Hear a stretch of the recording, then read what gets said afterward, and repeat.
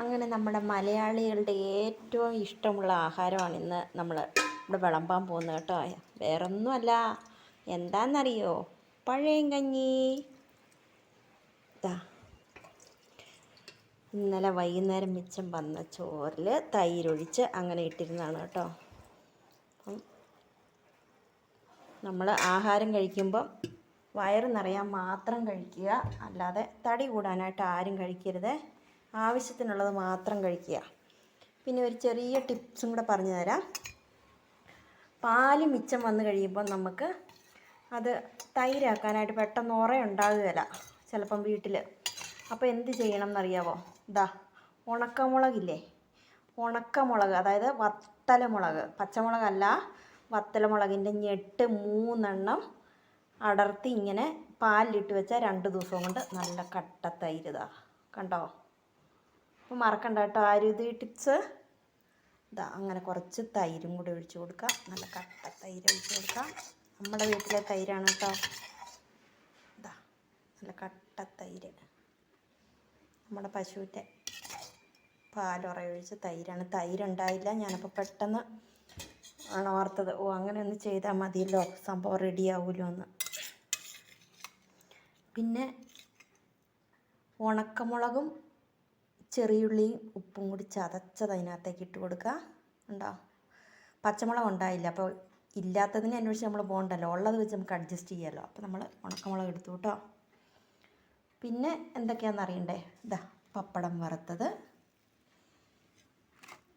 മുട്ട വറുത്തത്, ക്യാരറ്റ് നെല്ലിക്കയും കൂടി ഉപ്പിലിട്ടത്, മുരിങ്ങയിലത്തോരൻ,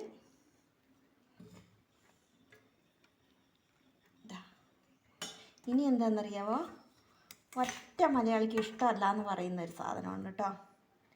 ഞാൻ ഇന്നലെ കടയ്ക്ക് പോയപ്പോൾ കൂർക്ക ഇരിക്കുന്നു. കൂർക്ക വെളുത്തുള്ളിയൊക്കെ ഇടിച്ചിട്ട് ഒലത്തിയത് കണ്ടോ? അപ്പോൾ ഇവിടെ കറിയൊക്കെ റെഡിയായിട്ടുണ്ട്. അപ്പോൾ നമുക്ക് എന്തൊക്കെയുണ്ടെന്ന് ഒന്നും കൂടെ നോക്കിയാലോ? അപ്പം നമ്മുടെ പഴയ കഞ്ഞിയിലേക്ക് തൈരും ഉണക്കമുളകും ചെറിയുള്ളി ഉപ്പൊക്കെ കൂടി ചതച്ചങ്ങനെ ഇട്ടിരിക്കുന്നത്, പപ്പടം, മുട്ട വറുത്തത്, ക്യാരറ്റ് നെല്ലിക്കയും, മുരിങ്ങയില തോരൻ, കൂർക്ക മെഴുക്ക് പുരട്ടി. ഇപ്പോൾ ഇഷ്ടമായില്ലേ എല്ലാവർക്കും?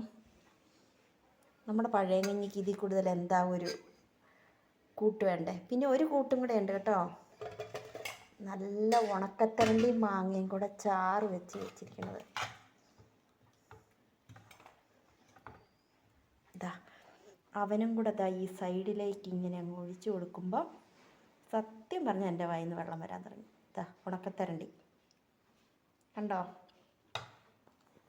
ഉണക്കത്തരണ്ടി കഷ്ണം, മാങ്ങയും കൂടെ ചാറ്, ഒരു കഷ്ണം കൂടെ ഇട്ട് കൊടുത്തേക്കാം, തെരണ്ടിയല്ലേ.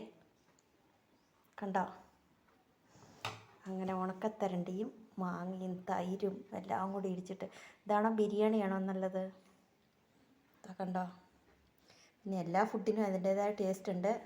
എന്നാൽ ഒരൊറ്റ മലയാളി പോലും പറയില്ല നമ്മുടെ പഴയ കഞ്ഞി തന്നെയാണ് നല്ലതെന്ന്.